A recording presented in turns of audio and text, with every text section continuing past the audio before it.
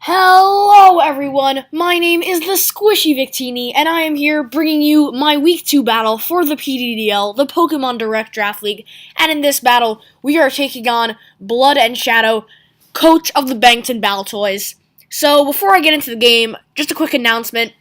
You may notice that there is not a team builder going up before this, and that is because I am quite behind in recording for this league. I had no time to record during the week for this battle, so I just decided to get the battle out instead of taking the time to make a team builder and have the battle go out too late.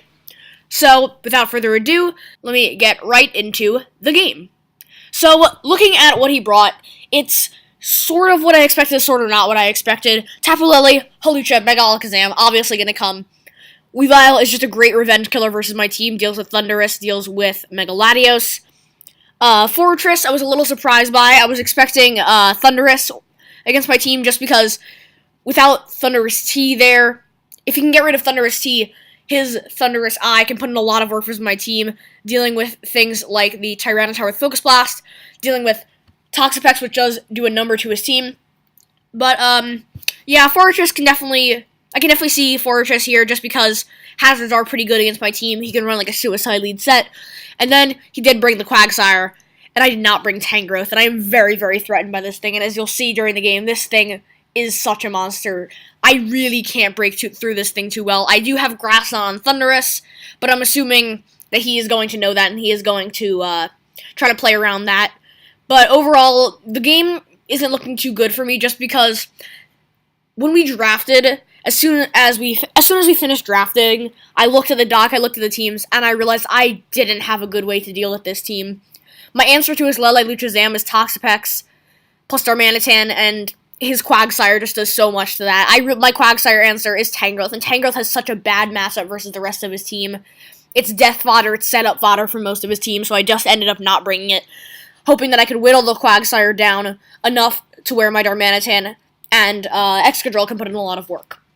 So, getting into the game, he does decide to lead off with that monster Quagsire, as I lead off with my Darmanitan, as it is Scarf, and it's just a free U-turn against anything.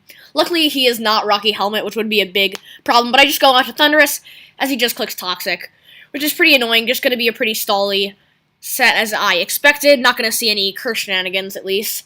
So he does just go right into his Fortress to take the Grass Knot. I didn't even bother to predict that because on the off chance he did stay in and I went for Thunderbolt, that would be a big problem, and getting rid of Quagsire was totally worth it. He does just double onto Quagsire, no reason for me to predict there. I do just click Thunderbolt there, and this turn I do end up going for the switch, I do end up switching into Darmanitan as he makes a double into Tapu Lele, so this is very good for me. This is another free U-turn pretty much, as nothing wants to switch into that. So I do end up...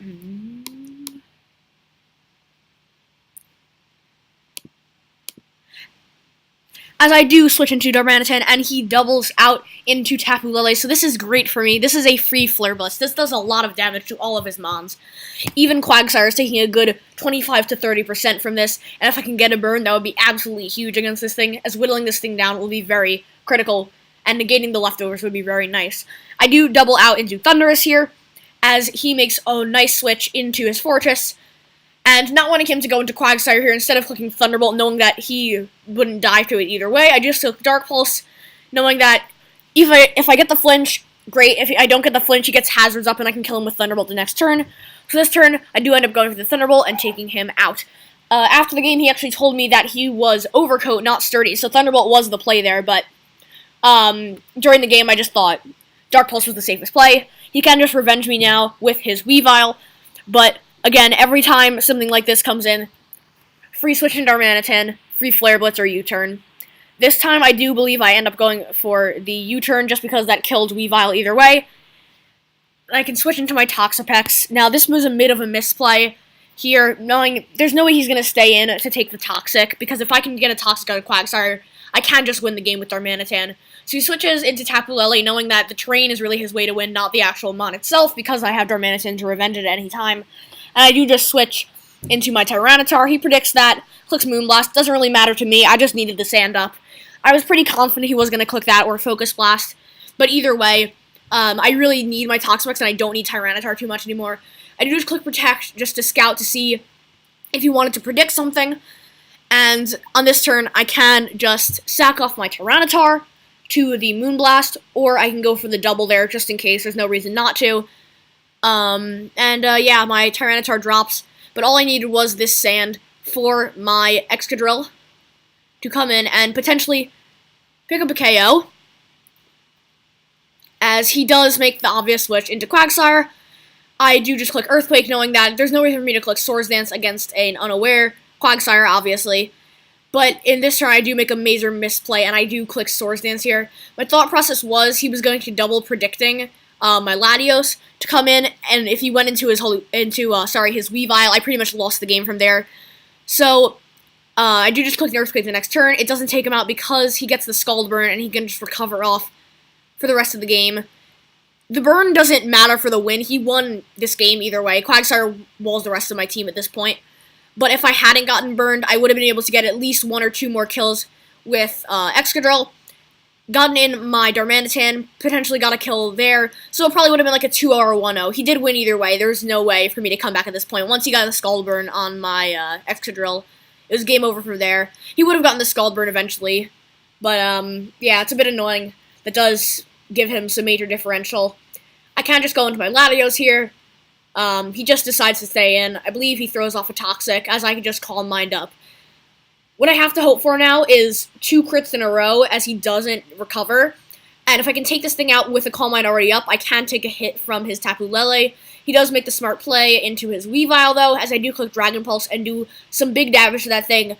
But now I'm in range of the Icicle Crash, and I don't have a switch into this thing. I just decide to sack off my Latios, but because I am running a bulky Latios, I actually live it and preserve a little bit more differential there, get a Dragon Pulse off.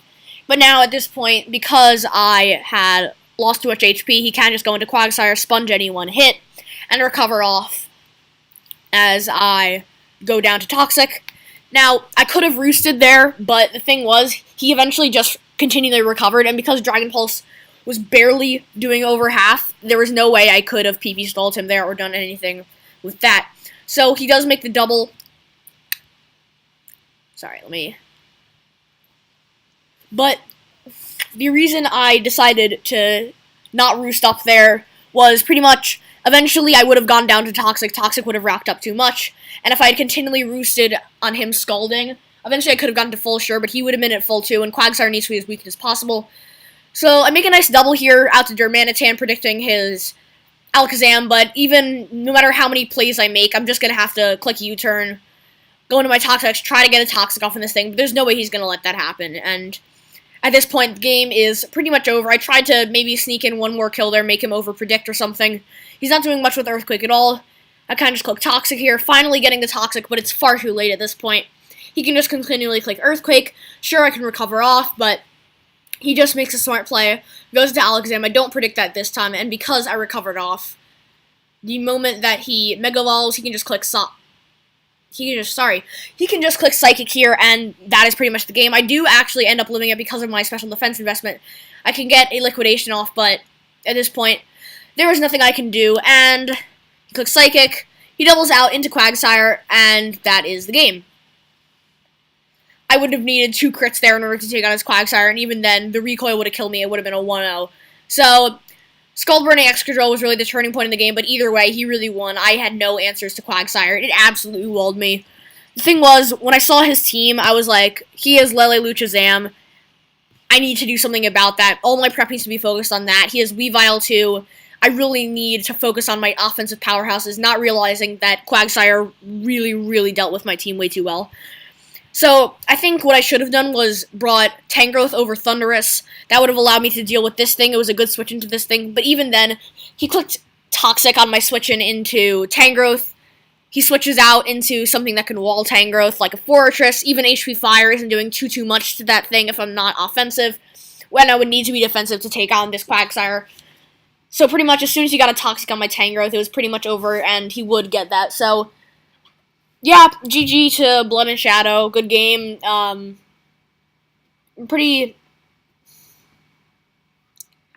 It's a rough loss, but overall, Happy that I was able to at least keep it down to a 4-0 and not a 6-0 by one of his sweepers, but Quagsire ended up getting the best of me. And I'll see you guys next time. Peace.